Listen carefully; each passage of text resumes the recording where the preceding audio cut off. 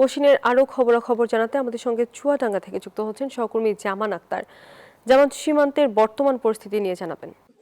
তমা, এই সাম্প্রতিক সময়ে দেশের বিভিন্ন সীমান্ত দিয়ে পুশিনের যে ঘটনা ঘটছে, এই ঘটনার পর থেকে কিন্তু চুয়াডাঙ্গা ৬ বিজিবির অধীনে যে সীমান্ত এলাকা আছে, এই সীমান্ত এলাকায় কিন্তু বিজিবির টহল জোরদার করা হয়েছে। বিশেষ করে গত রবিবার চুয়াডাঙ্গা সীমান্ত দিয়ে কিন্তু ১১ জন বাংলাভাষীকে এদেশে ঠেলে পাঠানোর চেষ্টা করে ভারতীয় সীমান্ত রক্ষী বাহিনী বিএসএফ।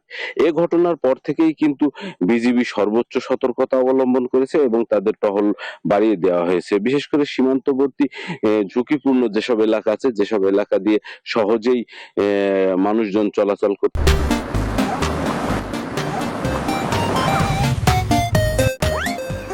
পারে, সেই সব এলাকাগুলোতে কিন্তু বিজিবির নজরদারি বাড়ানো হয়েছে।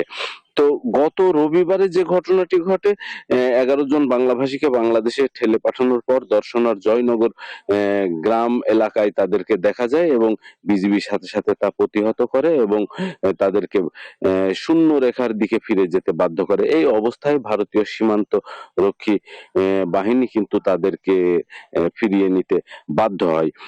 তো আমি চুয়াডাঙ্গা ৬ বিজিবির যে পরিচালক লেফটেন্যান্ট কর্নেল মোহাম্মদ নাজমুল হাসানের সাথে কথা বলেছি। তিনি যেটি বলছেন যে এই পুশিনের ঘটনার পর থেকে তারা সর্বোচ্চ সতর্ক অবস্থায় আছে এবং সীমান্তে কোনো ধরনের পুশিন কিন্তু তারা মেনে নেবেন না। যে কোনো ধরনের পুশিনের ঘটনা ঘটলেই কিন্তু তারা তা প্রতিহত করবে। তো এই ছিল চুয়াডাঙ্গা থেকে আমার কাছে। ফিরছি স্টুডিওতে। তমা। জামান, ধন্যবাদ আপনাকে।